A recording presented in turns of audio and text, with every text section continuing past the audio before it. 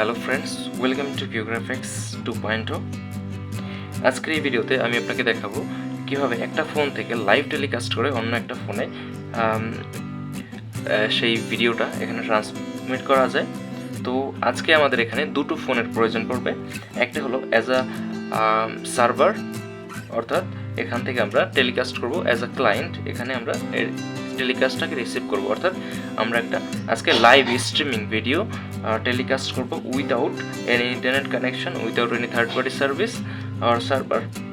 তো এখানে আমরা যে কাজটা করব, আমরা এখানে একটা অ্যাপ্লিকেশনস তৈরি করেছি স্কেচুয়ারের মধ্যে। এই অ্যাপ্লিকেশনের মধ্যে যে কাজটা হবে, আমাদের যেই ফোনের সার্ভারের যে ফোনটা, এই ফোনের সমস্ত স্ক্রিনটাকে রেকর্ড করে আমরা এই ফোনে অ্যাজ আ ক্লায়েন্ট আমরা এখান থেকে দেখতে পাবো। অর্থাৎ আমরা দুনিয়ার যে কোনো কর্নারে বসে এখান থেকে জাস্ট অ্যাপ্লিকেশনের সমস্ত অ্যাক্টিভিটি, আমরা এই ফোনে যত অ্যাক্টিভিটি করব সেটা আমরা এখানে দেখতে পাবো। তো এই অ্যাপ্লিকেশনটা আসলে বিভিন্ন ধরনের কাজে হতে পারে। অর্থাৎ আমি চাইলে এখন ক্যামেরা ব্যবহার করে সেই ক্যামেরার ভিডিও কিন্তু এখানে স্ট্রিম করতে পারি। অর্থাৎ মনে করুন আপনি একটা ড্রোন তৈরি করলেন, মোবাইল ফোনে এখানে রাখলেন এবং ড্রোনের ভিডিওটা আপনি এই ফোনে দেখতে চান। তো সেক্ষেত্রে এই ধরনের স্ট্রিমিং ভিডিওগুলো অনেক প্রয়োজন। অথবা আপনি যদি আপনি কোনো প্যারেন্টাল কন্ট্রোল অ্যাপ্লিকেশনস তৈরি করতে চান, সেক্ষেত্রে দেখবেন যে একটা অ্যাপ্লিকেশনের অ্যাক্সেস অন্য একটা অ্যাপ্লিকেশনের প্রয়োজন পড়ে। তো সেই ক্ষেত্রে এই ধরনের অ্যাপ্লিকেশনসগুলো তৈরি করতে আসলে লাইভ স্ট্রিমিংয়ের প্রয়োজন পড়ে। আবার এখানে তবে লাইভ স্ট্রিমিং করতে একটা প্রবলেম হয়, এখানে আসলে কিছু সার্ভার ম্যানেজমেন্টের খরচ এবং সার্ভার ম্যানেজমেন্টের দরকার পড়ে এবং এখানে কিছু খরচ আছে। তো এই যে বিষয়টা, এই সমস্যাটা আসলে সমাধান করার জন্য এখানে এরকম একটা প্রজেক্ট তৈরি করা। বেসিক্যালি কী হয়, একটা ভিডিও অনেকগুলো ইমেজের সমন্বয় হয়, যেমন প্রতি সেকেন্ডে 30 FPS, অর্থাৎ 30টা ছবি অথবা 60 FPS বা 60টা ছবি একত্রিত হয়ে একটার পর একটা যখন প্রদর্শিত হয় তখন সেটাকে ভিডিও আকারে আমরা দেখতে পাই। তো এই ফর্মুলাটা এখানে ইউজ করা হয়েছে। এখানে আমরা দুটো ক্লাস ইউজ করেছি। এই দুটো ক্লাসের মধ্যে একটা হলো মিডিয়া প্রজেকশন সার্ভিস, আর একটা হলো আমাদের সার্ভার। তো এখানে মিডিয়া প্রজেকশন সার্ভিস এখানে আসলে কি হবে, তো মিডিয়া প্রজেকশন সার্ভিস আমরা এখানে দেখতে পাচ্ছেন বর্তমানে আমরা এখানে স্ক্রিন রেকর্ড করব।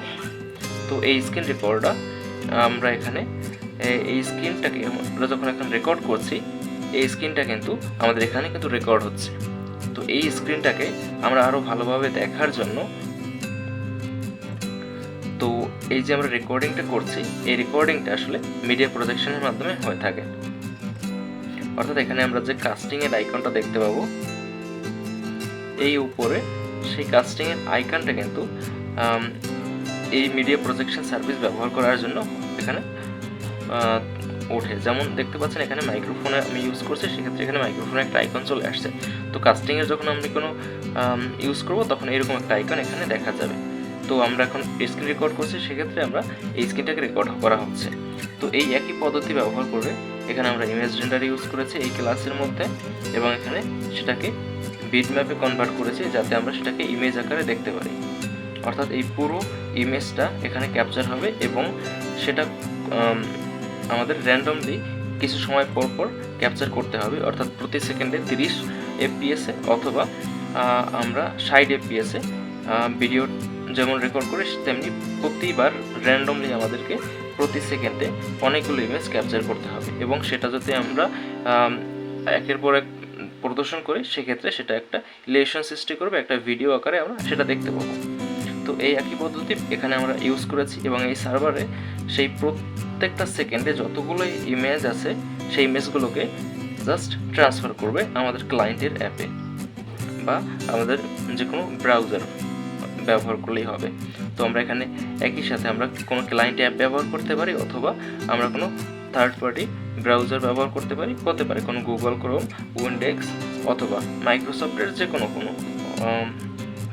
অথবা আপনি চাইলে ডাইরেক্টলি ওয়েব ভিউ ব্যবহার করতে পারেন। তো এখানে আমরা জাস্ট এটাকে রান করব।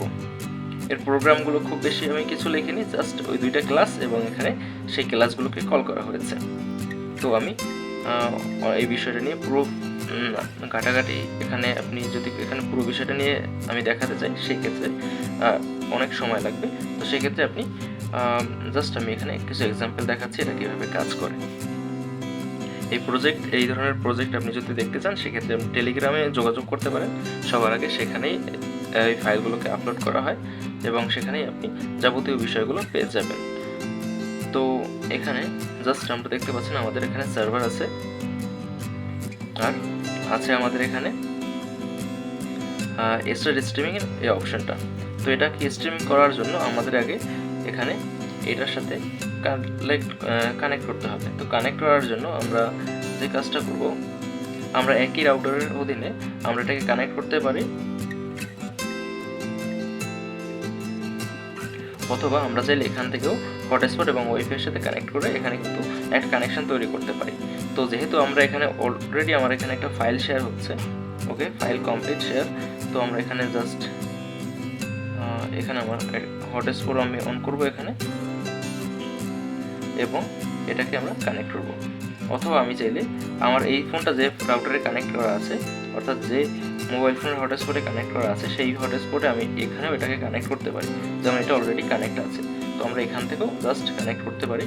তো তাতে কি হবে, আমাদের 3টা ফোনই একসাথে কানেক্ট হয়ে গেল। রিয়েলমি এটা থেকে বর্তমানে আমি এখন ভিডিওটা রেকর্ড করছি। তো এটা কানেক্ট হয়ে গেছে, দেখতে পাচ্ছেন এখানে একটা কানেকশন তৈরি হয়ে গেছে।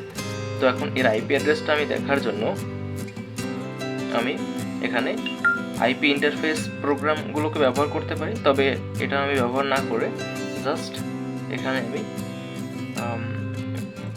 এই আইপি অ্যাড্রেসগুলো আমি এখানে দেখব। যেমন দেখতে পাচ্ছেন এখানে আমার এখানে ল্যান আছে এবং লোকাল হোস্ট আছে এবং ডামি 0 এটা আছে। তো আমরা এখানে ল্যান নেব।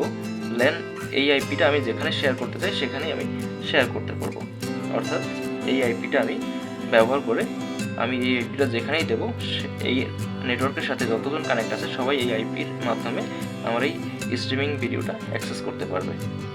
তো এটাকে আমরা এখানে টাইপ করব। আমি এই অ্যাপ্লিকেশনটা ব্যবহার করছি শুধুমাত্র আইপিটা দেখার জন্য, তবে এক্সট্রা কোনো কাজ নেই এর, শুধুমাত্র আমি আইপিটা দেখতে চাই বলেই এখান থেকে আমি আইপি অ্যাড্রেসটা এখান থেকে আমি ব্যবহার করছি। আমি চাইলে এখানে এই অ্যাপ্লিকেশনের যে প্রোগ্রাম সেটাকে এখানে ইমপ্লিমেন্ট করতে পারি, যাতে আসলে আমাদের আইপি অ্যাড্রেসগুলোর লিস্ট দেখা যায়। তবে আমি সেটা করিনি, কারণ এখানে একটু সময় বেশি লাগবে। তো এখন আমাদের যে কাজটা করতে হবে, আমাদের আইপি অ্যাড্রেস লিখতে হবে, যেমন 192.168. আমাদের আইপি অ্যাড্রেসটা এখানে টোটালি আমাদের চেঞ্জ করতে হবে 168। ওকে, আমরা প্রথম থেকে আবার এটা টাইপ করি। এটা অনেক পুরনো ফোন, যার জন্য এখানে সফটওয়্যার আপডেট নেই বলে এটা অনেকটা ল্যাগ করে।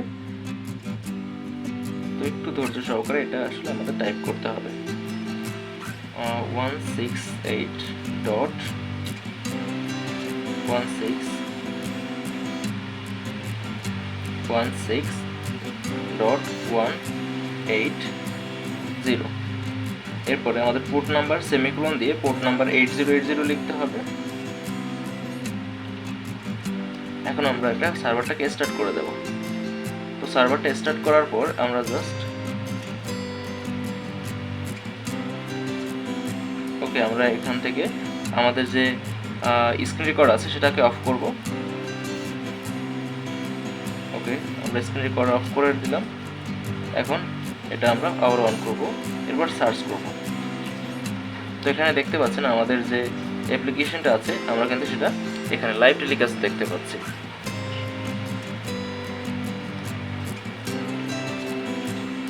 তো এখানে আপনি লাইভ টেলিকাস্ট দেখতে পাবেন। এখানে বেশি কিছু সুযোগ সুবিধা নেই, কারণ এখানে সফটওয়্যার আপডেট নেই এই অ্যাপ্লিকেশনের ভিতরে, নয়তো আমি এখানে জুম ইন জুম আউট করে দেখাতাম আপনাকে। তো আপনি এখানে দেখতে পাচ্ছেন আমাদের এখানে সফটওয়্যার আপডেট কিন্তু আমাদের এখানে যে পুরো বিষয়টা আছে সেটা কিন্তু এখানে দেখা যাচ্ছে। তবে এখানে স্ক্রিনশট হওয়ার জন্য আমাদের এটা কেটে আসছে। তবে আমরা এটাকে যদি ডেস্কটপ মোডে করে নিই তাহলে এটা ফুল স্ক্রিনে দেখা যাবে। তো এখানে দেখতে পাচ্ছেন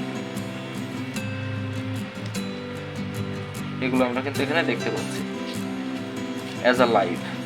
তো এখানে দেখতে পাচ্ছেন এখানে আমার এবার যদি আমি এটা স্টপ করে দিই তাহলে এটা স্টপ হয়ে গেল।